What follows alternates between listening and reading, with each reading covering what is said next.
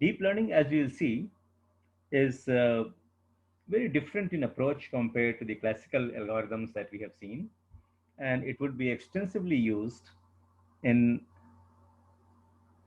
predictive analytics of data science and also in the prescriptive analytics, where we analyze the things, we see the data, try to make predictions, and based on that predictions, we can also come out with certain prescriptions as to what a company should be doing in that particular domain for which we have done the data analysis. So let's see what is deep learning, how is it different from machine learning as such, and what are the approach that we can take, what are the areas in which deep learning can be used.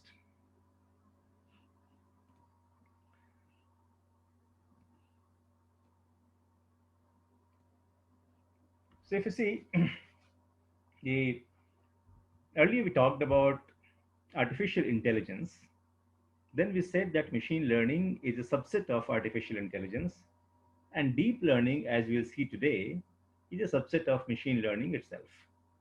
So understanding the differences of these is important for us, because in the data science, now machine learning and deep learning is being used very extensively, much more than the classical methods that we have used earlier. So going back to some of the fundamental concepts, when we say artificial intelligence, there are two words here. One is the artificial and the second is intelligence. Intelligence is a topic that we have touched upon in several sessions earlier. And intelligence means the ability to process information and to make decisions.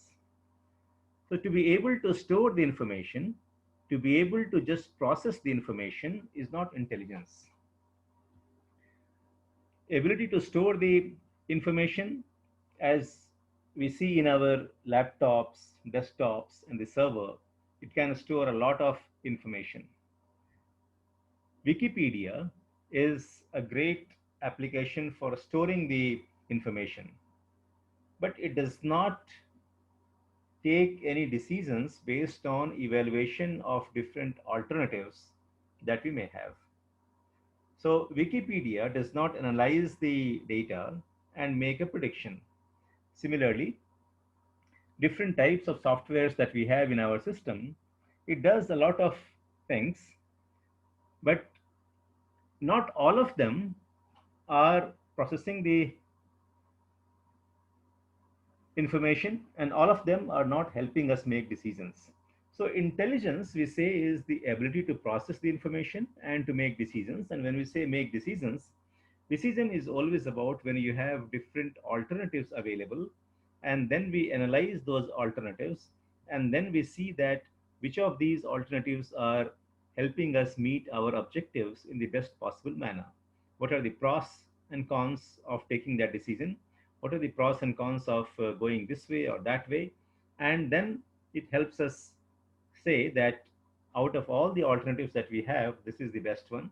So that kind of system or that kind of individual, we call it as intelligent system. And when that intelligence is residing outside the individuals, outside the people, outside the human beings, we call that artificial intelligence. Now, artificial intelligence, we have seen earlier that artificial intelligence can be the expert systems.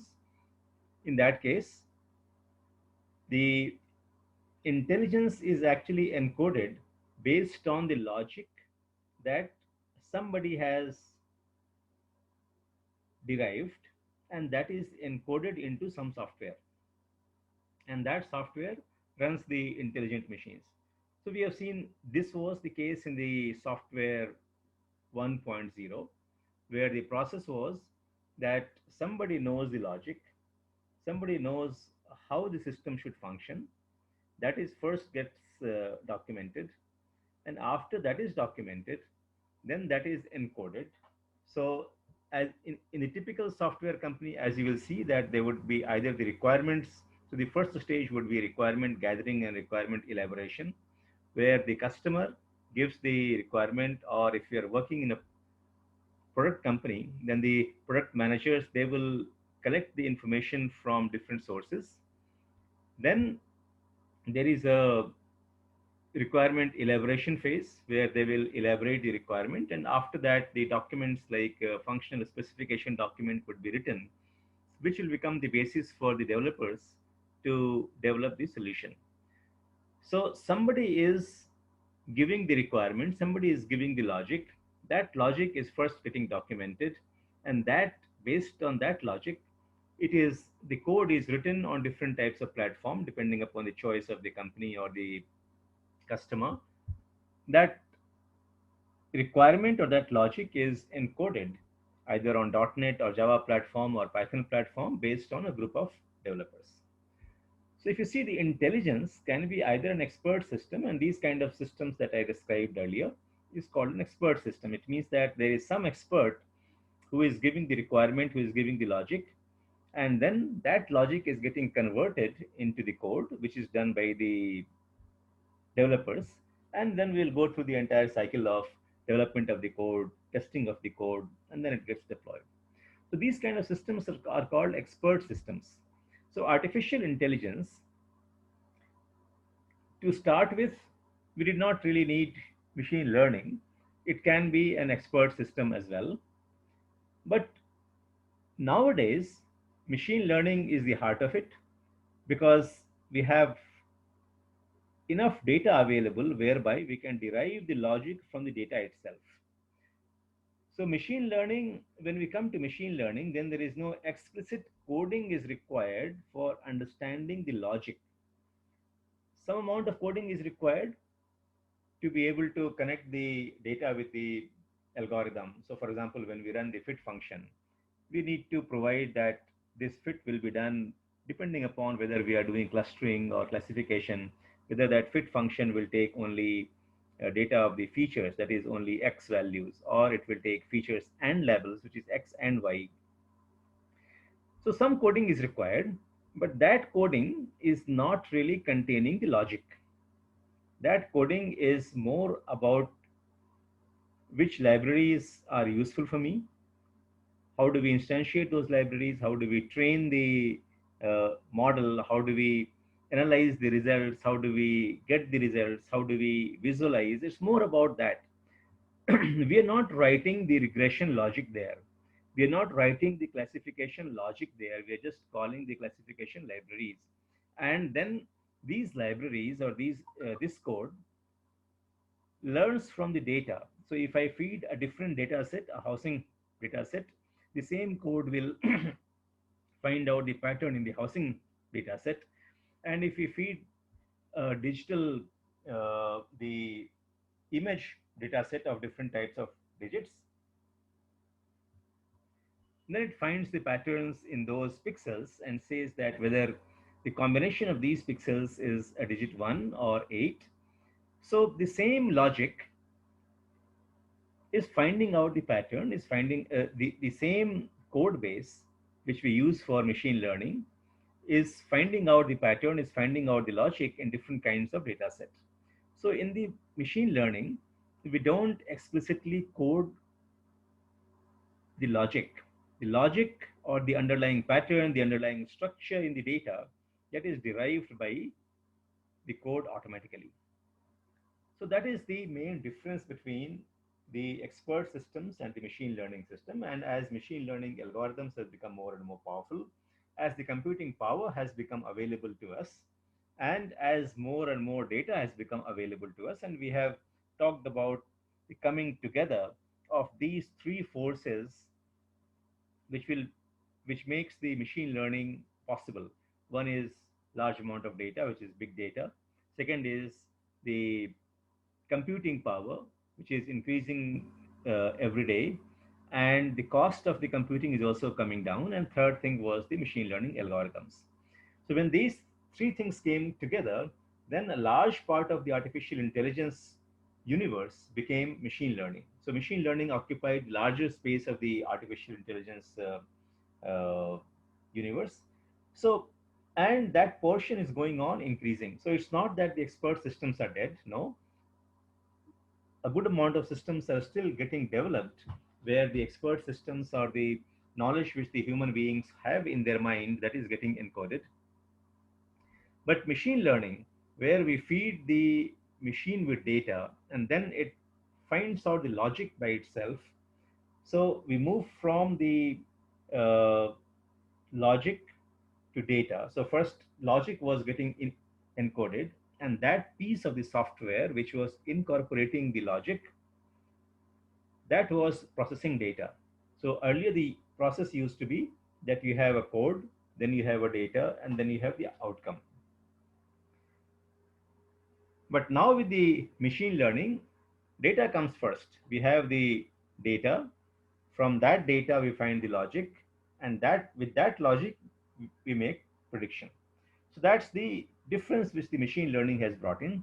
And machine learning is becoming a larger and larger part of the total artificial intelligence universe. This part we have discussed earlier, that artificial intelligence is mainly comprised of two different types of software.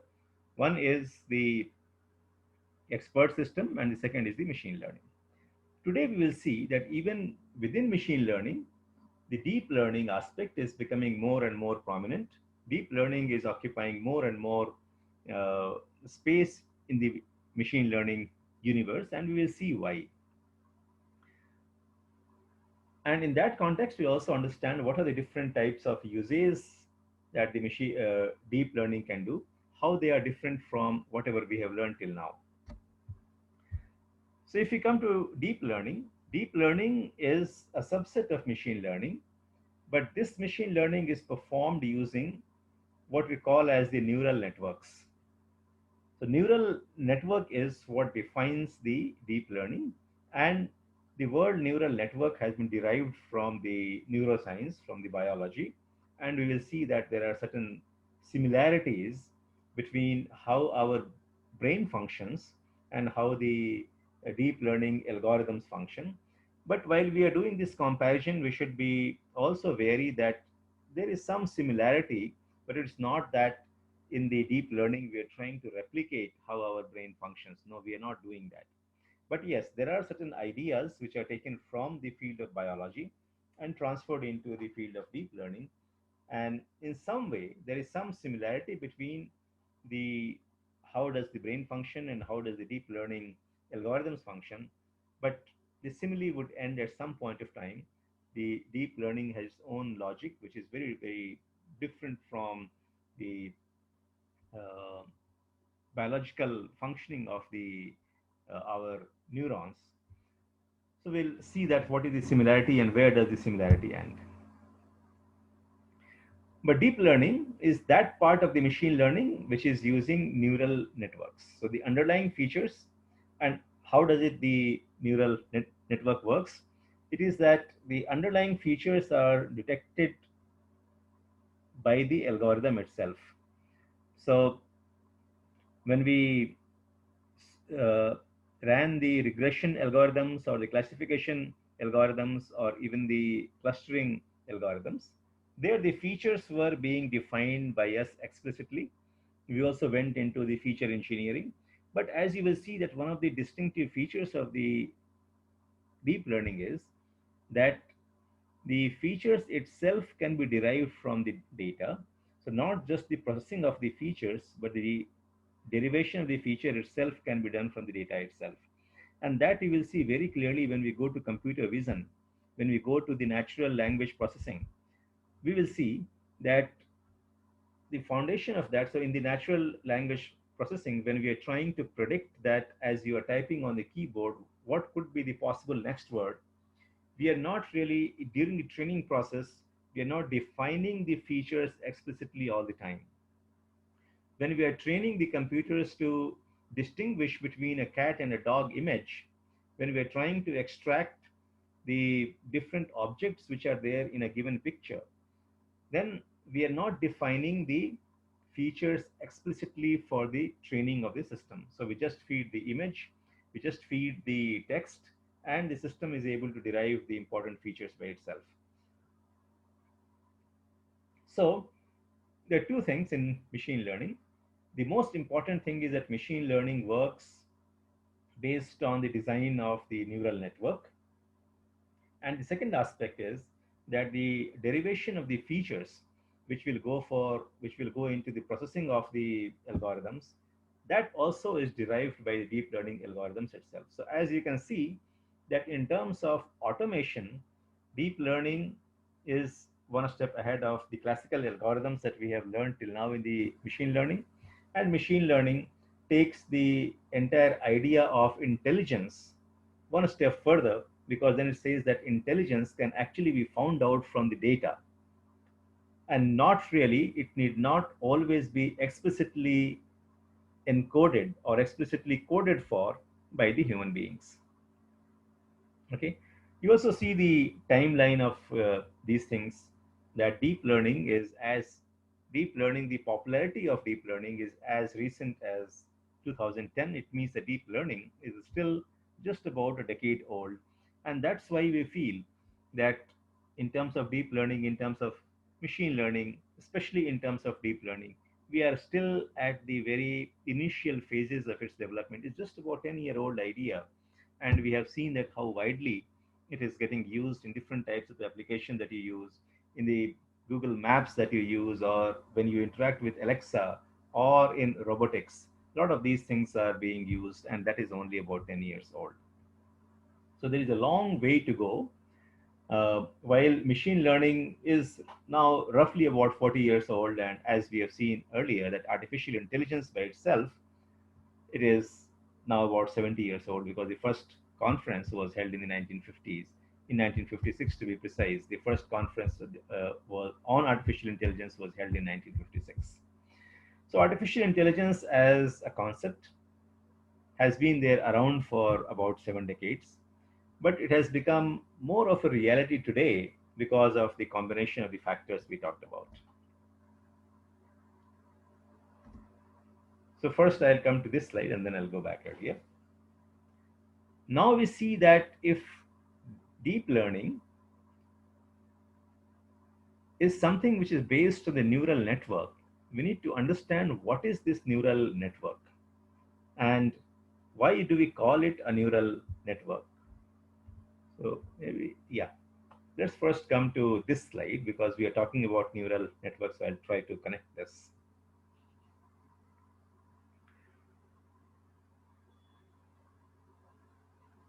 So if you see here, we are comparing that how does the neurons, which is the building blocks of our human brain, how do they function? What are the things happen in those neurons? And why do we call the deep learning network as the neural network? So if you see here, ANN stands for the artificial neural network. But before that, we see the biological neural network. So in the our brain or the computing power of our brain is comprised of neurons. So it is the connectivity with the different neurons, or when the different neurons connect with each other, that is how the all the cognitive processes are triggered. So when we say all the cognitive processes, either we process an image, which is information about which is coming through our eyes, or we process a sound, information for which comes through our ears. All that is processed inside our brain. There are certain receptors in our brain which which collect the information from the external environment. So, for example, through the eyes, we receive the light waves, and there are certain receptors in the brain which are specialized in receiving the information from the light waves. There are certain specialized receptors in our brain which receive the information from the sound waves. So that's how we hear.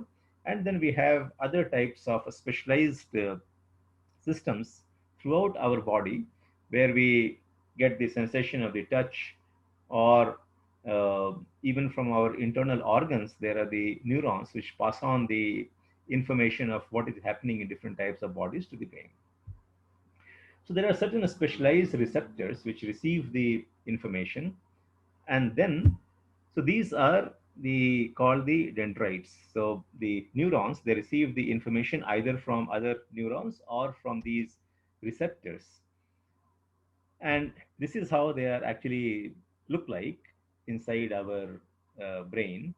So there are certain dendrites, all these things which are coming out, and then there is a body of the neuron which is called the cell body, and cell body has a nucleus which controls the entire functioning of the cell. So these are the um, dendrites receive the information either from another neuron or from the receptors that we have in the brain, and then these are processed inside the uh, neuron cell. And since the neurons, there are billions of neurons in our brain, uh, and all of them function in coordination with each other. So one neuron does not process all the information of the light waves that we receive from our eyes. There would be, thousands and millions of these neurons which receive this information, and then they work in tandem. They work with each other to make sense of the world that we see. So different things keep streaming into our eyes, and then the neurons receive that information, and these neurons work in tandem. So what uh, and these neurons are actually built into different layers. So there would be thousands of neurons which will do the first level processing of the, say, objects that we see, and then they do identify certain smaller aspects of those objects, and then certain other neurons, they make sense of those smaller objects. So it's actually, there is a hierarchy of cognition, or there is a hierarchy of recognition in the case of the sounds that we hear, or in the case of the uh, objects that we see. So the point I'm trying to make here, and which you should notice, is that the in the biological neural network, there are certain dendrites which receive the information. Then the information is processed, and that information is passed through these axons to other neurons. And these neurons, when they start processing certain data, we call that now that neuron is fired. It means that the it's like a switch or a trigger, or so the neurons get fired when they receive the information from the connecting neurons.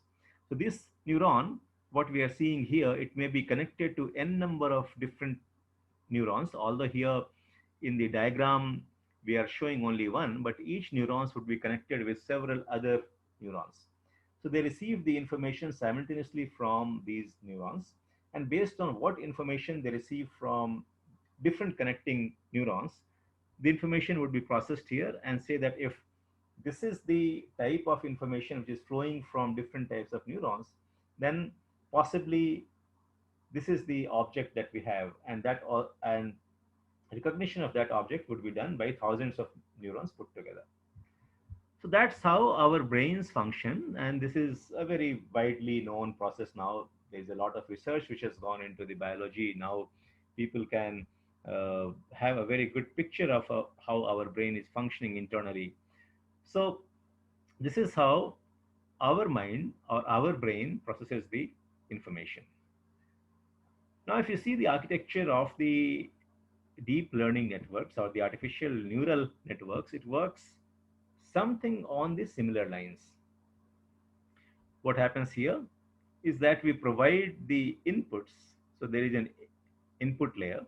So all the raw data that we had, for example, the information about different dimensions of the houses that we have. So the raw data set about the housing price that we had will form the input layer.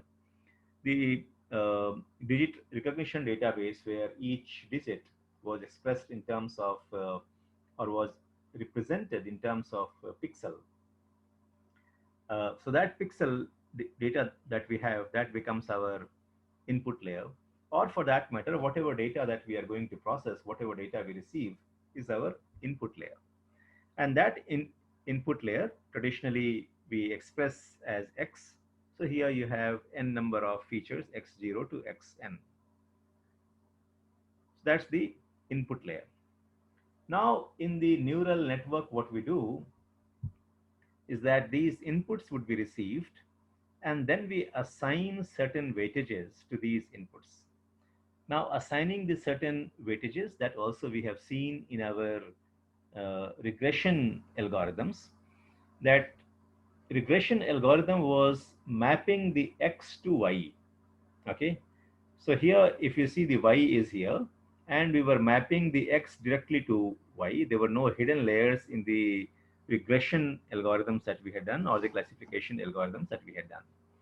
So in the classical algorithms that we have done, you have the input layer, and then you have the output layer here, and we are trying to find out the algorithm or the mapping between the x and the y. And what was that mapping?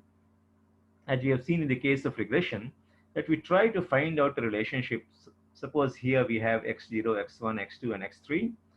We will say that what is there a multiplier to each of these, which will which will convert these values of x into the value of y. So is there a b0, b1, b2, b3, which is the which if we multiply with x0, x1, x2, and x3, which will give me number y. This is what we had done in regression examples. So when we took the example of how much is the rainfall and how much is the rice output, we saw that there is a constant and there is a multiplier, and that is how we found out the value of y.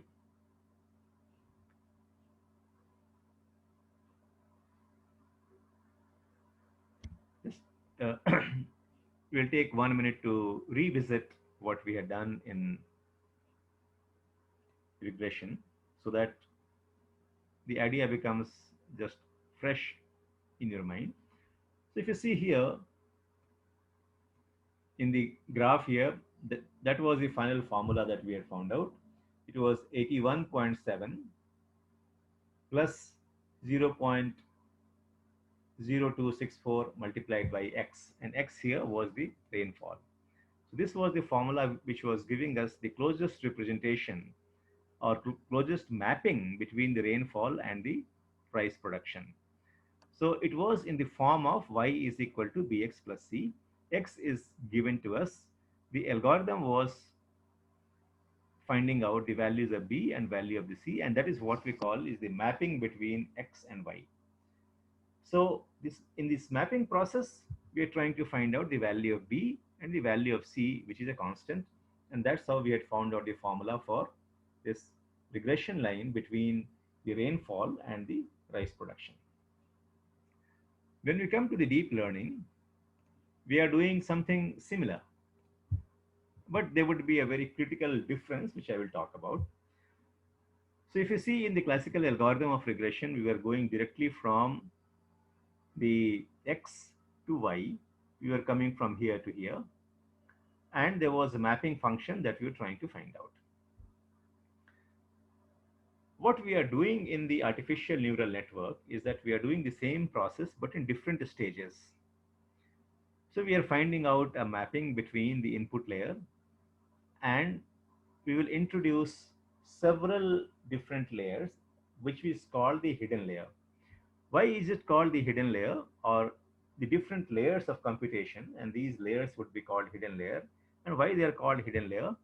Because what we see is the input, and what we see is the output. So what we give to the uh, network, or what we give to the neural network for computation, what is visible to us is the input and the output.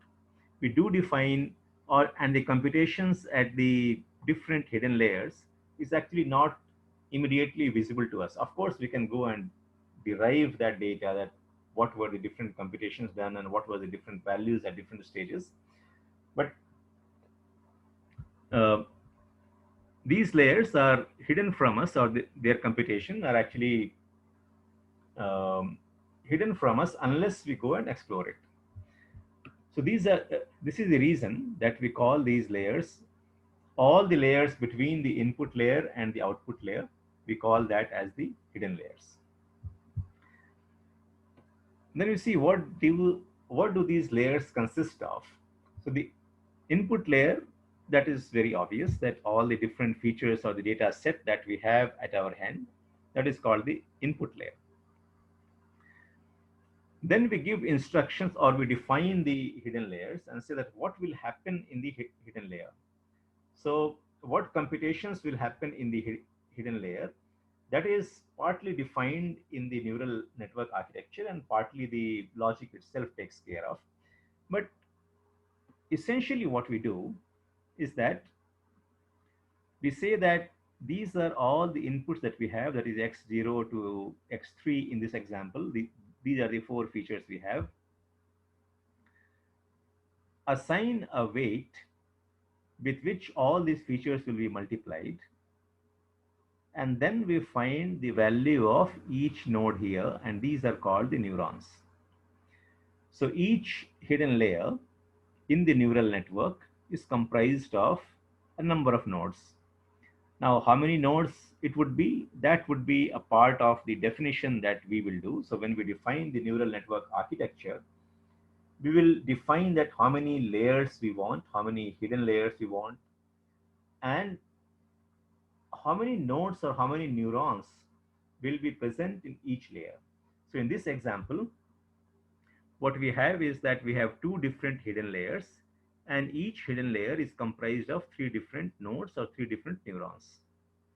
So one of the things that we'll do in the session today is also become familiar with the language of deep learning, because in deep learning, these are the words or the vocabulary which we have not used earlier, and we need to get used to, or we need to get used to this vocabulary.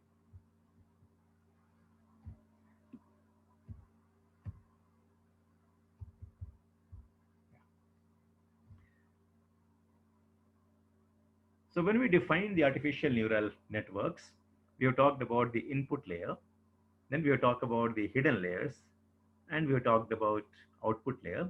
So all the layers which are there between the input layer and the output layer are called the hidden layers, because in terms of what is visible to us in the first place is only the input layer and the output layer, and therefore rest of the layers are called the hidden layers. What are these layers? These are the layers. Layers are basically a computation block in which we do certain computations. So each level of computation or each layer of computation is called the hidden layer. Now each of these layers is comprised of different nodes, which are also called neuron. Now the information is passed from the neurons of the previous layer to the next layer. So when we talk about layer 1, or when we see layer 1, the layer 1 will receive the information from the input layer. Input layer has the information about all the features. So all these x0, x1, x2, x3 that we are seeing here, the neurons in the hidden layer will receive these inputs. But while we are receiving this input, how do we compute that what should be the value of the neuron 1 or the node 1? We take all these inputs, we assign certain weightage in the same fashion that we had done in the case of regression. So we assign certain weightage. So we will multiply x0 with w0, x1 with w1, x2 with w3, and so on.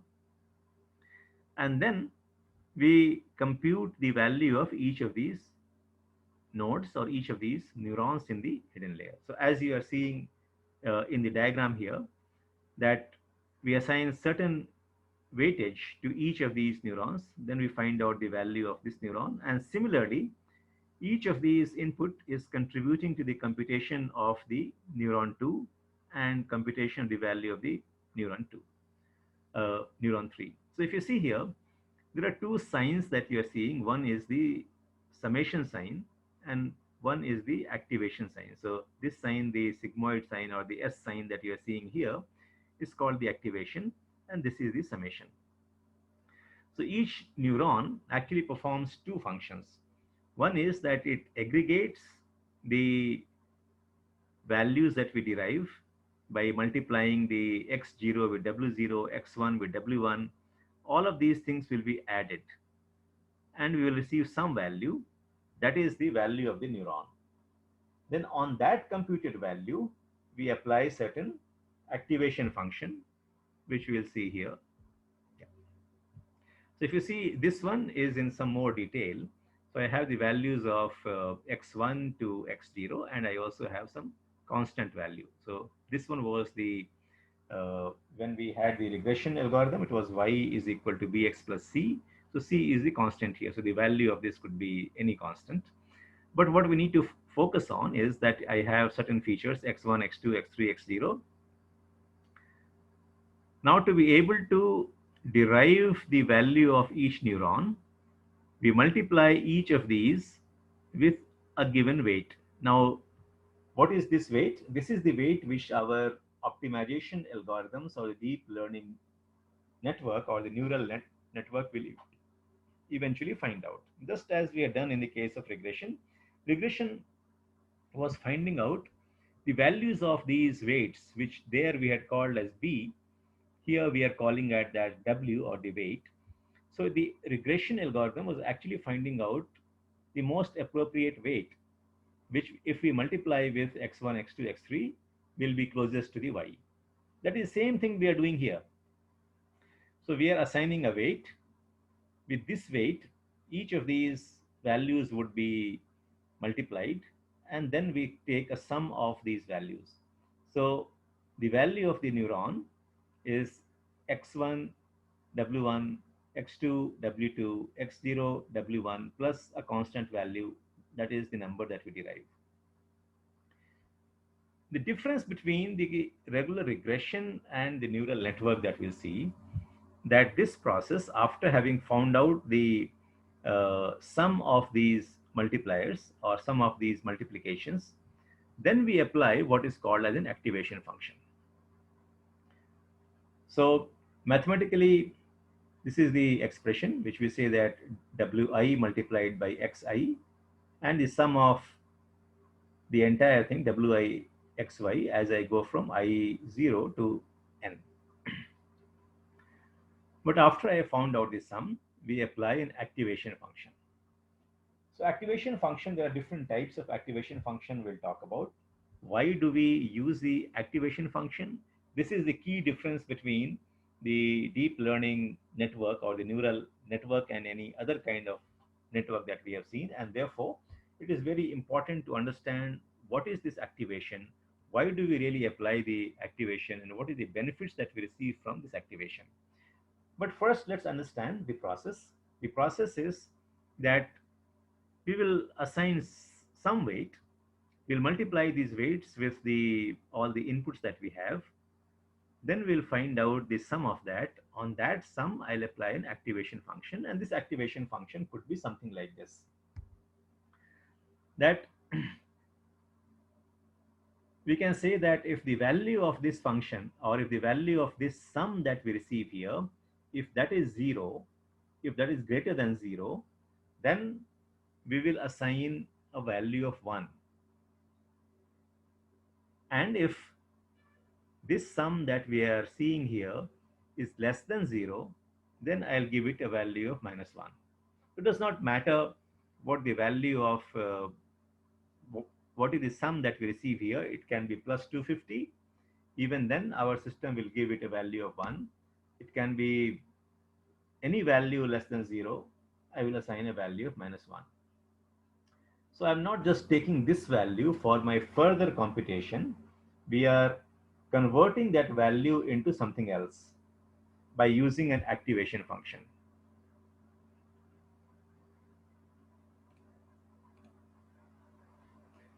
So since this one is very important to understand, I wonder why it's just 1 minute.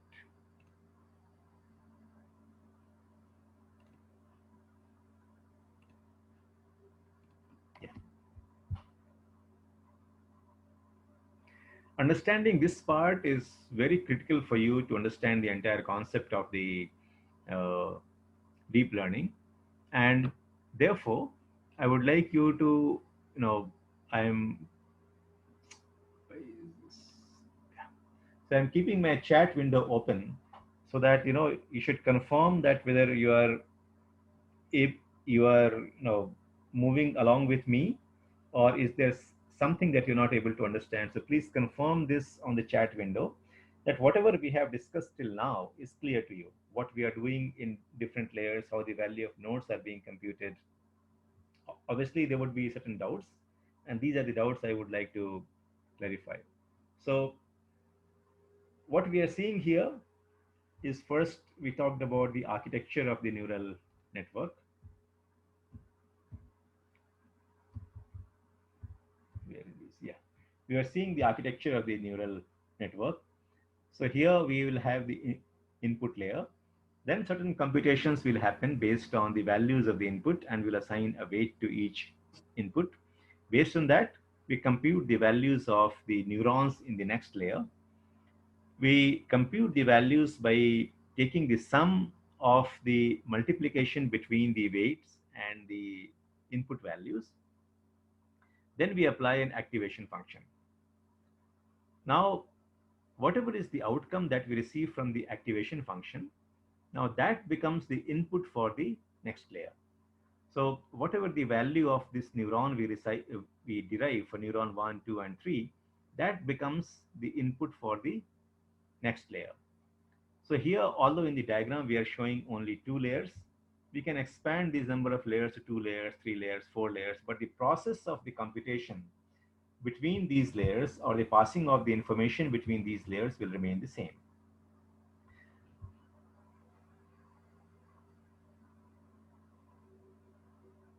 So here, if you see what is going into the computation of the neurons, just to repeat, there would be certain weightage assigned. Now, where does that weight come from?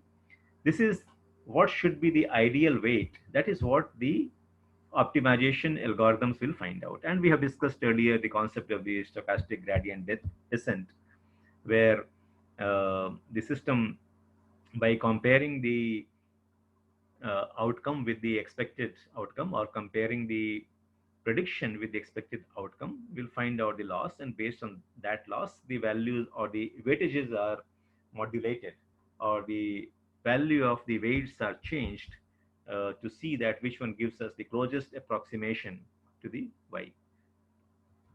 But here, here also the process is the same, but that would be carried out in different stages. So in the classical algorithms like regression and classification, we are just moving directly. We were having one mapping between x and y. So that was a sort of a linear relationship that we were trying to establish between x and y. Some mapping we were finding out.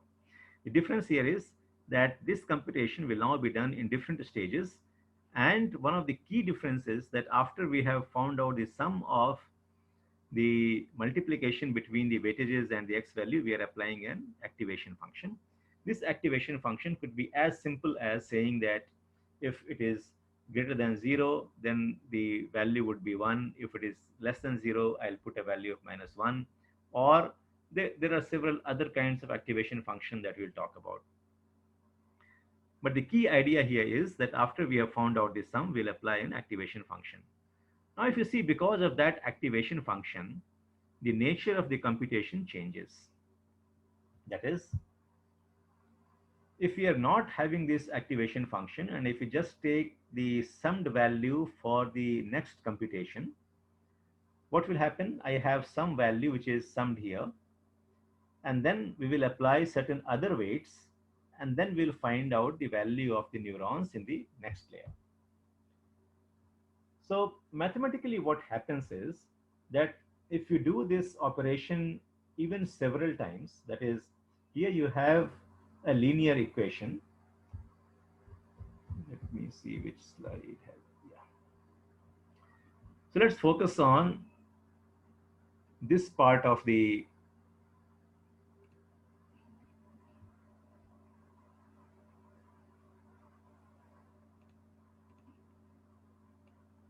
this part here,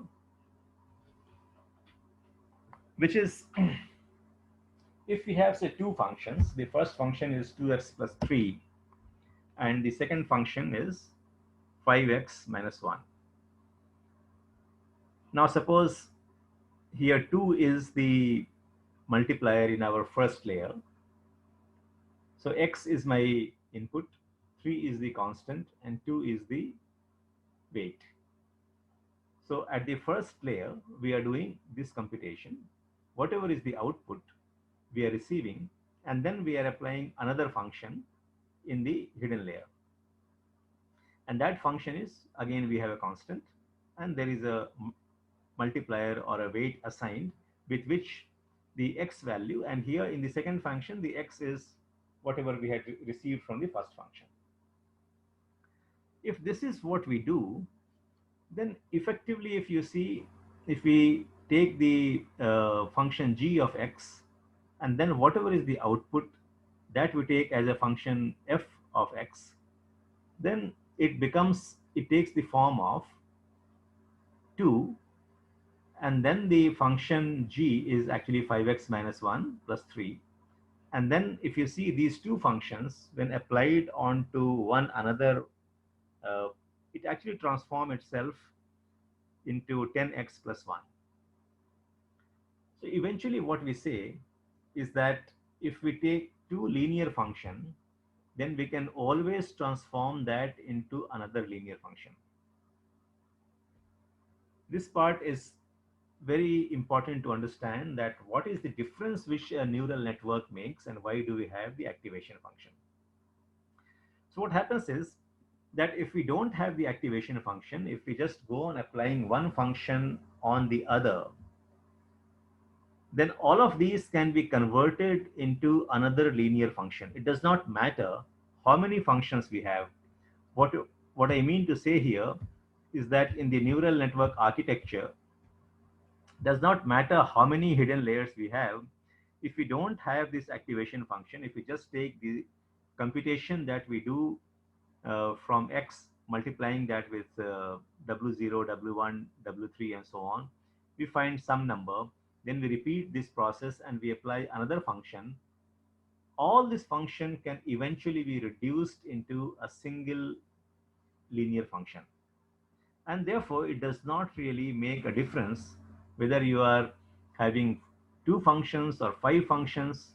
Eventually, everything can be reduced to another linear function.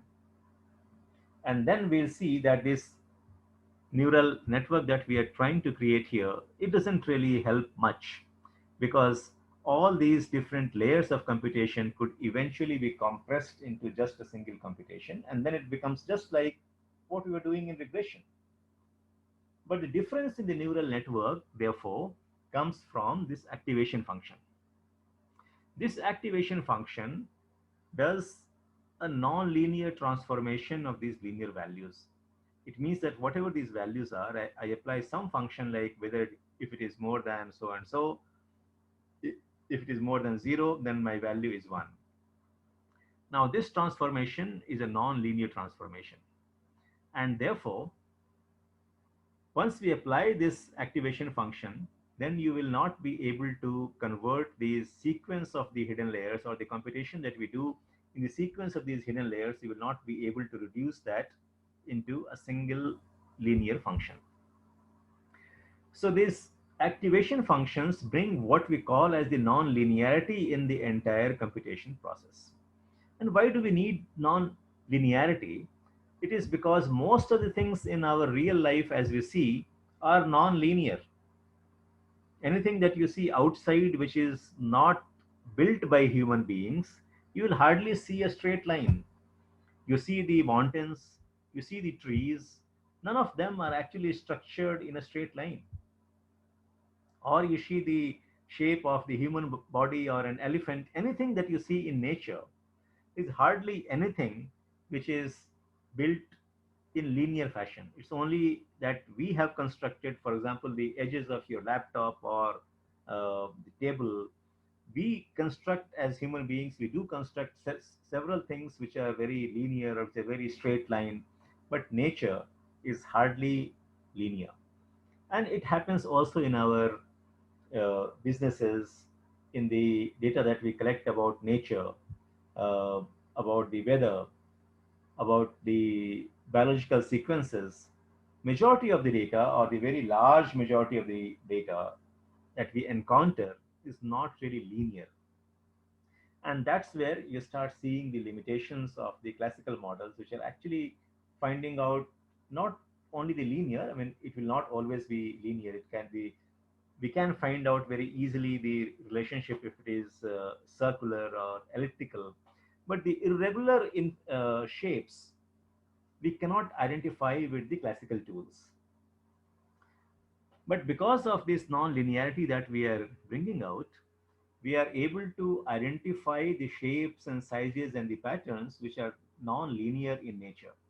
So for example, if you have this kind of data where we have red dots and the green dots, and we want to find out, is there a pattern or can we really segregate this data based on certain algorithms? Now, if you see, by using regression or by using the classical methods of classification, it will be extremely difficult to say that there is a shape or there is a line which can distinguish the red dots from the green dots. But yes, there is a possibility, but that possibility cannot be realized, or this kind of distinguishing lines cannot be drawn by our classical algorithms because they're not really very good at identifying the irregular patterns. So if this was a straight line, we would have been able to find out very well. If this was maybe a circular, we may have been able to find out very well.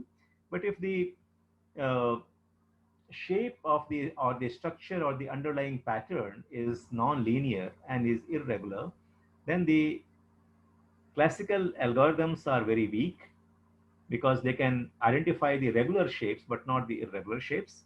But the neural network is able to create this kind of non-linearity, and it is able to say that yes, there is a pattern here also, and this is the line which can be drawn to distinguish the red dots with the green dots. Now, how does the neural network actually draws these lines? And now it crosses very nicely from, you know, it traverses all those irregular shapes. It is because of the activation function. So activation function brings the non-linearity uh, the way and finds out these patterns. So one of the, or I would say that the most important thing which happens in the neural network is that we are doing the computation in different layers, and we are introducing this non-linearity because of which the neural networks are able to find out the patterns even when the structure of the data is not regular. So in the irregular data patterns, it is able to find out those things very clearly. And because most of the data that we encounter in our life is non-regular, and that's why deep learning is very useful thing, and that is the reason why deep learning is becoming more and more prominent. Now we come to see that because of the non-linearity that we introduce in the computation layers, it is able to find these irregular patterns. And that means that deep learning can always do things which the classical algorithms were doing. So suppose the relationship here was like a straight line, and we were able to, do a, suppose all the red dots were this side of the line and all the um, green dots were on this side of the line, we would have been able to distinguish it very clearly with the classical regression algorithm. The deep learning algorithm will also be able to do it because if it can draw the lines like these curves, it can always draw a straight line. So what you will find going forward is that the deep learning can do everything which your classical algorithm is able to do. but it is able to do much more. Then you would ask the question that why did we spend so much time in learning the classical algorithms like classification or clustering or dimensionality reduction or regression? Why did we spend time on that one? We could have directly jumped to deep learning. And there is a merit in that question.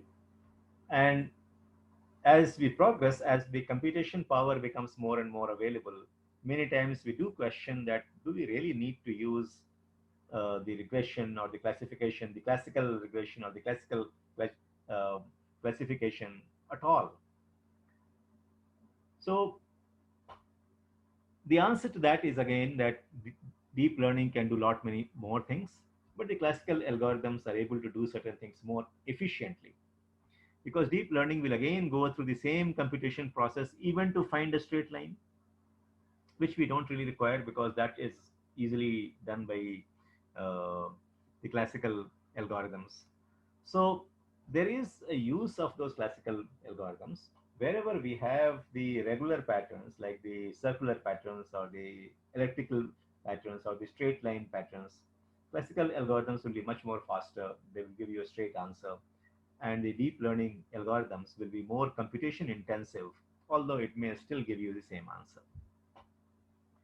Okay. So let's revisit the key points that we have discussed till now. And this one is the most critical point where we say that deep learning algorithms are becoming more and more popular and more useful to us because they are able to identify the irregular and the non-linear patterns in the data. Most of the data that we deal in, either in business or in nature, when I say in nature, in the if we are building a model for weather forecast, we are dealing with certain forces of nature. If we are working in the medical science and we are building an algorithm for predicting existence of a disease based on certain medical data, or we are trying to analyze the human genome, all these information are coming from nature. Then we get data from the businesses. What is likely to be my sales in the next quarter or 1 year from now or 2 year from now? And all these things are not linear, and even in the business this data will not be linear because the business outcome is heavily influenced by what your competition is doing. So you may see that your straight line thinking will not work because you may see from the past data that if you increase the advertisement by 10%, maybe my sales will increase by 12%. But it's not that easy. If the competition also is increasing their advertisement by 10%, or suppose your competitor decides to actually increase the spending on advertisement by 20%, then you may not receive the projected outcome. So, in the real life, also, in the business, also, the outcome that we receive is not always linear. And therefore, even the business data is having majority of the business data will have the non-linear trends, and these non-linear trends can be identified by the neural network much more efficiently than the classical algorithms. And that is the reason why neural network is actually becoming more and more important. It is occupying the larger space in the machine learning universe. Then the next thing to understand is that if most of the data is non-linear and deep learning is very good at identifying the non-linear patterns, then what is it which enables the deep learning to identify these non-linear patterns? And that is the activation function. That is the introduction of the activation function which brings about that linearity. Because if this activation function is not there, then any number of layers that you put, and if all these are the linear function of multiplying the value of x1 with w1 in this layer, then we, whatever is the value of given nodes, if we again multiply with that with certain weights and we find out the aggregate of that, it does not bring any non-linearity to us, because eventually the different non-linear functions can be reduced to a linear function that we have seen in the computation here.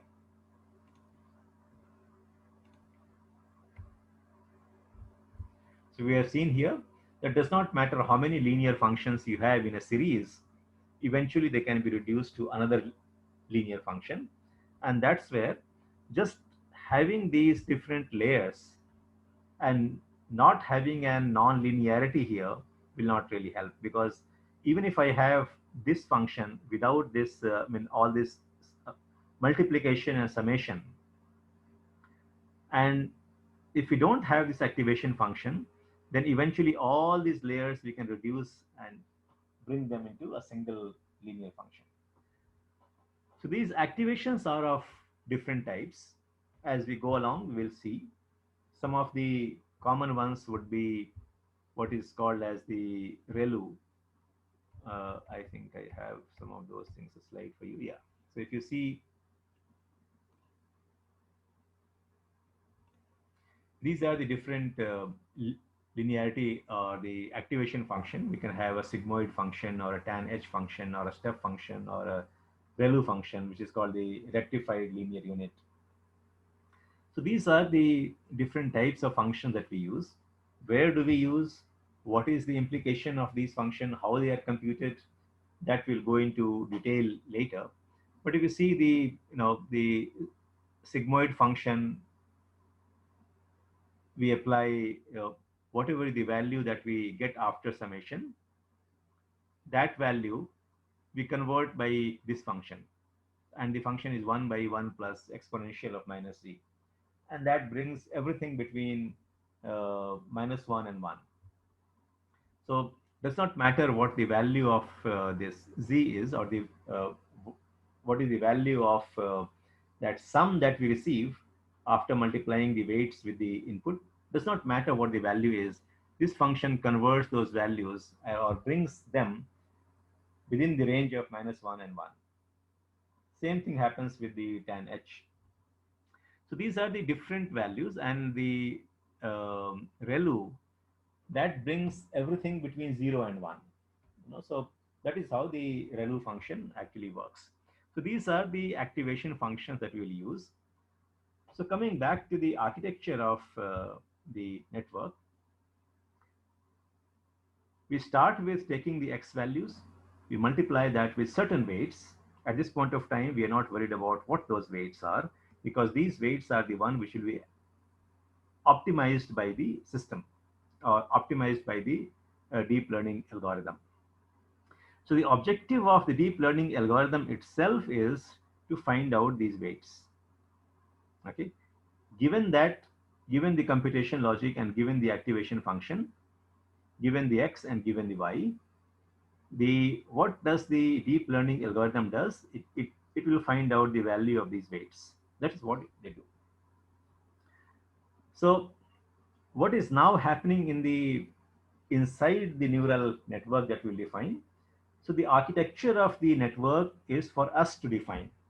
It means that how many different layers would be there, how many different neurons or how many different nodes would be there in each layer, what is the activation function we want to use, and we can use different activation functions in different layers. What is the different activation function that we want to use? These are the parameters which define the architecture of the neural network. So our job would be to define the architecture.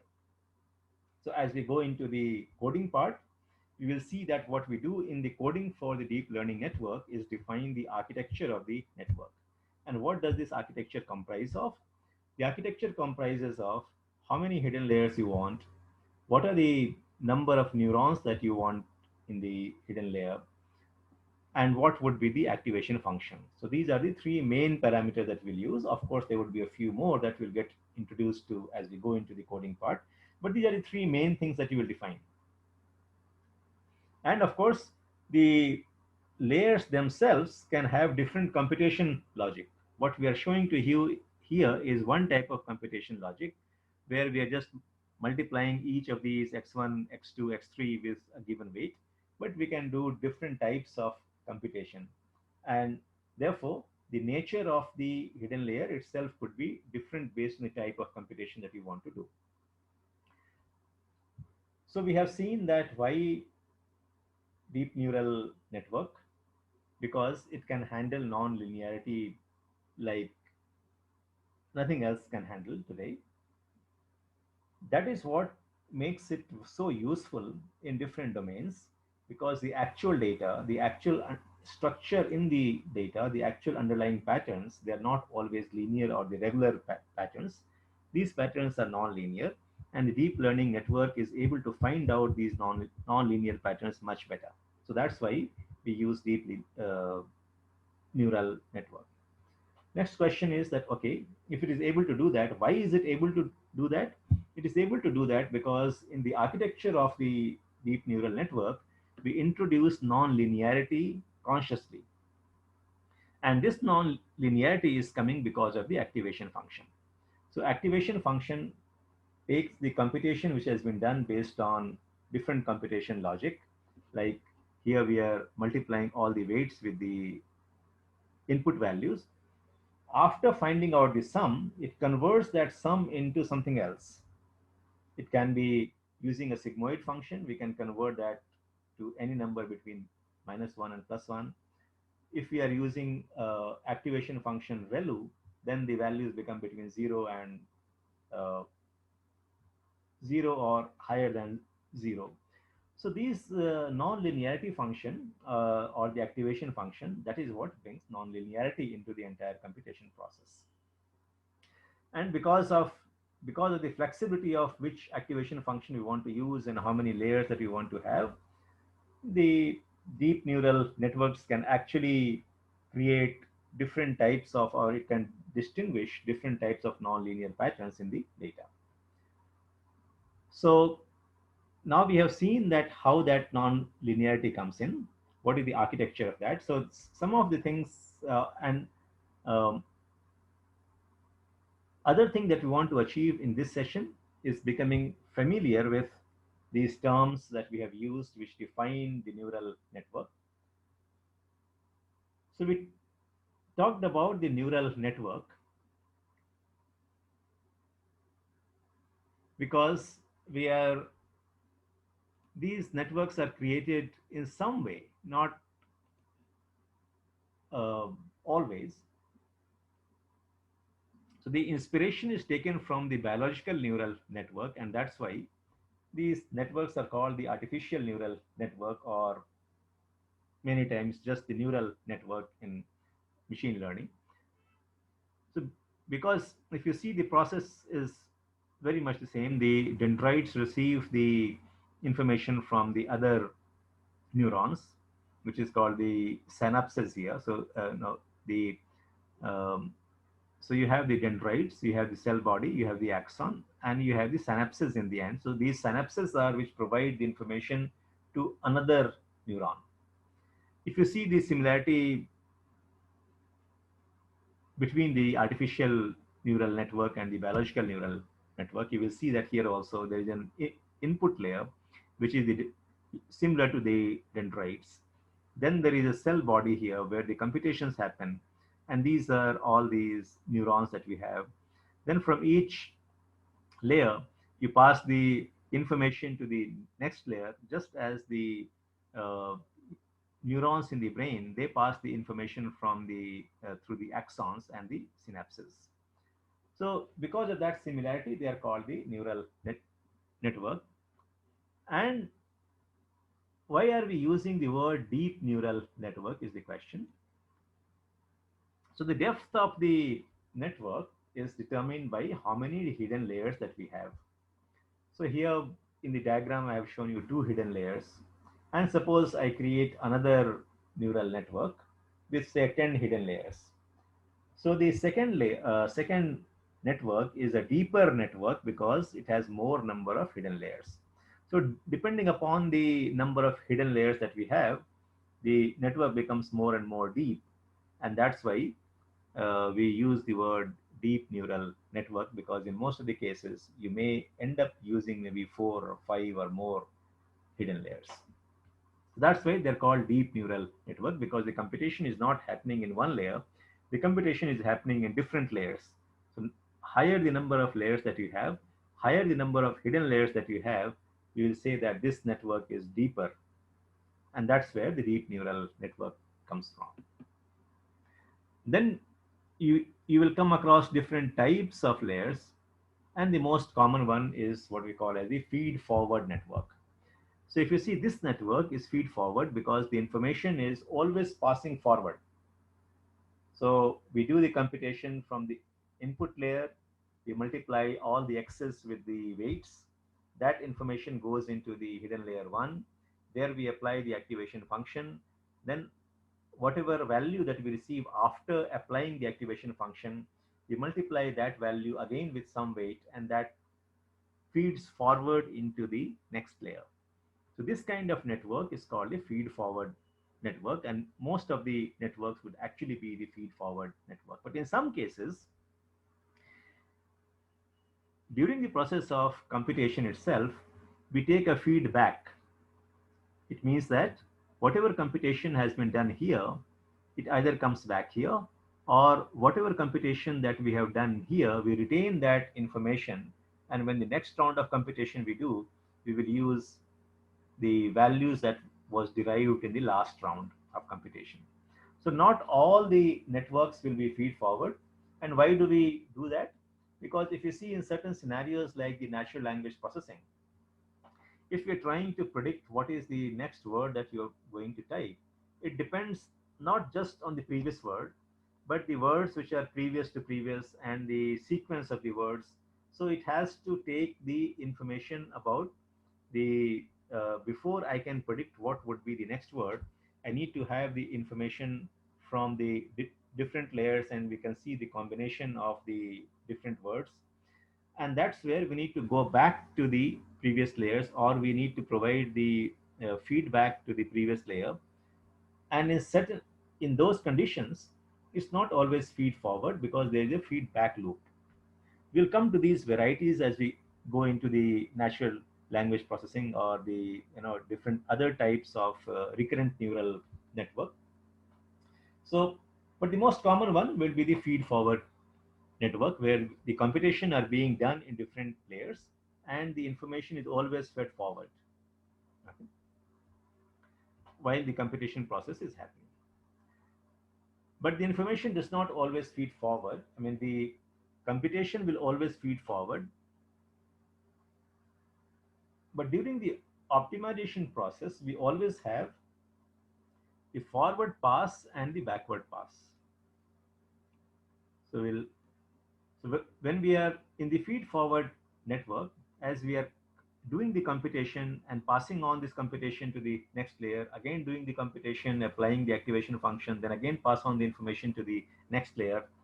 This process is called a forward pass. It's just like a relay race that you see, that if there is a 100-meter into 4 relay race, then 4 people actually run, and then the first person passes the baton to the next one. The next person again will run for 100 meters and pass the baton to the next one. So it's that kind of thing which happens in the artificial neural network, that we do the computation, then pass these numbers to the next layer, apply the activation function, get the new numbers, pass to the next layer.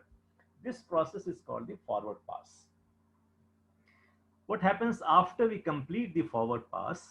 Then we arrive at the value of our prediction, which is the normally we depict by y hat. So then after the entire process is completed, we get our prediction. That prediction will compare with the actual value. Then we'll find out what is the loss. Now, after having found out the loss, then we do what is called as the reverse pass or the back propagation. So after we have found out the prediction here, and once we compute the difference between the actual and the prediction, I have the loss. Now with that loss, we go back and say that what is the adjustment should be done to these weights so that this loss is minimized. Now that is achieved through a process of back propagation, and that is called the reverse pass. So in the reverse pass, what do? We identify the loss, we compute the loss, And then we say that how this loss can be minimized by changing these weights. So now that I have different layers, we will compute the new weights first at this layer, that is between the output layer and the layer just before that. Then we'll compute that weight. Then the same process, now we will take it backwards. So we'll first adjust these weightages, then we will adjust these weightages, and then we will adjust these weightages until I reach the input layer. So that process is called the reverse pass or the backward pass or the back propagation. So in the forward pass, the entire objective is to come out with the prediction. Once I have the prediction, then we compare that with the actual value. The same process as we have done in the classical algorithms also. That process does not really differ. What differs is the way that we compute the values at different layers, the way that we apply the activation function, and the way that we optimize these weightages. So now I have the weightages at different layers, and all these weightages need to be refined so that the gap between the actual value and the real value gets reduced. So this process will keep going on. Now, so there will be several forward pass, and then we'll do a back propagation. So as a result of the back propagation, all these weightages now have been changed. Then with the new weightages, again we will do this computation, which will be the second forward pass. Then we'll again compare the difference between the actual value and the predicted value. Then again we'll go back and adjust these weightages. So this process keeps going back and forth. So we'll have a forward pass followed by back propagation. Again we'll have a forward pass to compute the uh, predicted value. Then again we'll compute the loss. With that loss, again we will do the back propagation, and this process keeps going back and forth until we have optimized the model. So here you will come across the forward pass and the reverse pass or the back propagation. Then we have talked about the input layer, hidden layer, and the output layer. I think this is now well understood. Then you will come across a term called fully connected layer. Fully connected layers means that every input or every node of the previous layer is getting into the computation of the next layer. So all these that you are seeing here, x0, x1, x2, x3, is actually contributing to the computation of all the three layers in the hidden layer 1. So when we construct this kind of network where each of the data points or each of the neurons is contributing to the computation of each of these neurons in the next layer, that kind of network is called the fully connected layer or a dense network. Then you will come across the word as the lower and the upper layers. So the layers which are closer to the input layer, those are called the lower layers. The layers which are closer to the output layer, those will be called the upper layers. Activation function, we have seen that after we have got the sum of the multiplication between the weights and the values, we apply an activation function to transform this value to something else, which can be any value between +1 and -1, or any value between 0 and 1, applying the different types of activation function. And then you'll have the bias neuron. So this bias is nothing but the constant, as we have seen that, in the regression also we have seen that we apply certain constant. So these are the constants that we are using in the multiplication process, and that's called the bias neuron. Okay, so these are the terminology that you will come across in the deep neural network, and understanding these terminology is very important because we will frequently using that. So deep learning uh, and the neural networks, they have their own vocabulary. Today, our attempt has been to understand this vocabulary and to understand how the network itself is created. And that is very important before we go into actually designing our own neural network and getting the predictions done in different types of scenarios.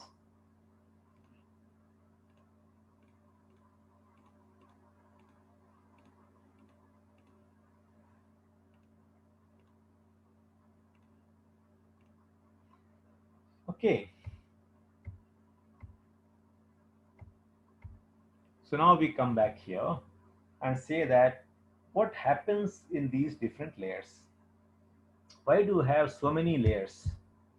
Why can't we function as we were doing in the previous layer? So if you see, what happens in these layers is that the initial layers identify what we call as the low level features.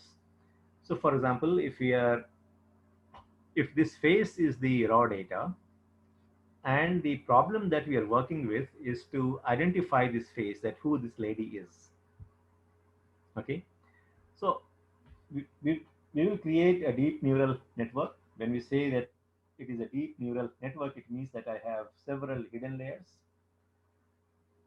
Now, what do these hidden layers actually do in this case? So in this case, what it does is that the initial few layers, they will identify the low level features. And when we say low level features, our human eyes have been trained to see things and identify them at once. What happens is that the our eyes are trained in such a fashion, and our brain maybe functions so fast that we don't even realize that how do we recognize a human face, or how do we recognize a car or a cloud or a building. It happens at once. But even inside our human brain, there are certain neurons which are specialized in identifying different shapes, and the combination of these shapes actually define whether we are seeing a car or a building or a human face. So at the low level feature, it actually identifies the very, the edges, the curves. So, and the ratio between the curves. So for example, the way that the network will identify a human face is to break it down into small, very small pieces. And it will say that, say, before it says that there is an eye in the image that I am analyzing, first it will go and say that I am noticing that there are certain curves here. So these are not the straight lines but the curves. So the system will identify the straight lines, the curves, the edges, and ratios. So it will say that I am finding that there is a curve, this is the size of the curve, there is another curve which is close to the same curve, and the distance between these two curves is expanding in the beginning, and then it again reduces in the end. So at that point of time, the neural network has no idea that it is first seeing an eye. So first it just sees the curves which define the eye. Then that information will be passed on to the next layer and say that at so and so location of the face, or at the so and so location of the image, because at that point of time it does not even know that it is a human face or not. So it will say that these are the locations, and at these locations I am seeing these kind of edges, or these kind of curves, or these kind of ratios between the edges and the curves. Then the next layer will interpret all this data and say that, okay, if these are the patterns you are seeing, then it looks like that this is an eye. It looks like that this is an eyebrow. It looks like that there is a nose and there is a lip, and there is an earring, there is an ear, and so on. So based on the information which is fed from the previous layer about these small patterns, like the presence of a curve, the size of the curve, the proximity of the different types of curves or edges, it will identify that in this image, I see that there are two eyes, there are two eyebrows, there is one pair of lips, there is one ear, there are two earrings, and things like that. That is what would be done in the subsequent layers. And then after the system identifies that yes, there are two eyes, and this is the difference location of the eyes, there are two eyebrows on the top of the eyes, then it looks like that this is a human face. And it will also be able to tell you, I mean, just because it has the eyes, it doesn't really make a human face. Suppose if you had an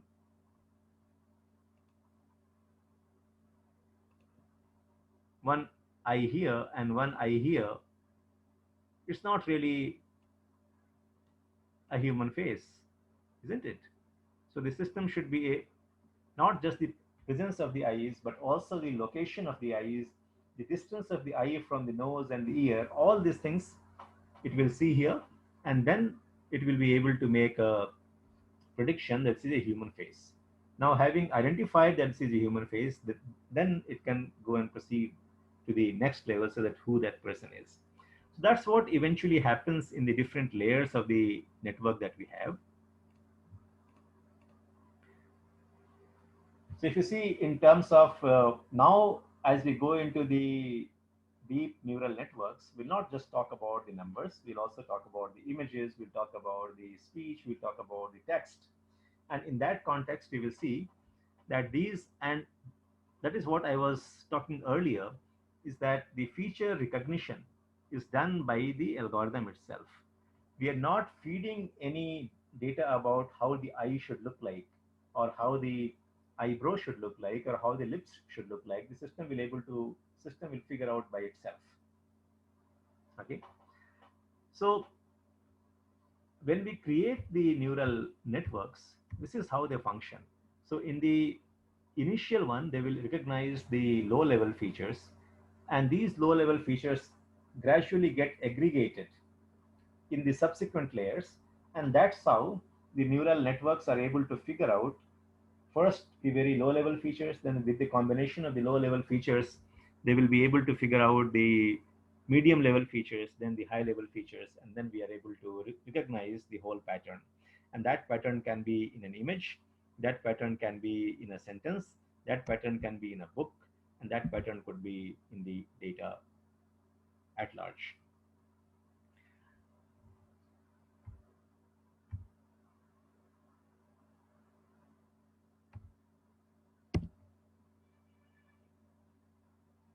So if there are any questions, you should ask me now. Otherwise, we can end the session today and then we'll continue with this session tomorrow.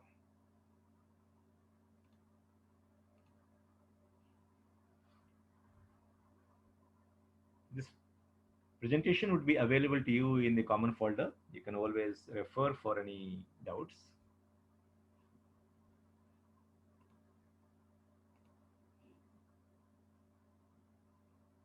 Okay. So try to get on top of all the concepts that we have discussed today, because for me this is a very exciting area, and it is something that you really enjoy learning, because the deep learning, as we go into the different types of problems, you will really love it. And the kind of things that we are going to do, we'll try to create our own music based on the study of several other pieces of music. We will train our own algorithm to create a music. We'll train our algorithms to identify the human faces, the emotions, and several other exercises that we'll do. So make sure that you are very hands-on with the concepts. Concepts are very important. As I have always told you, that coding part will not be that difficult. Okay. So with that, we'll end the session today, and we'll meet again tomorrow at 7 in the morning. Thank you.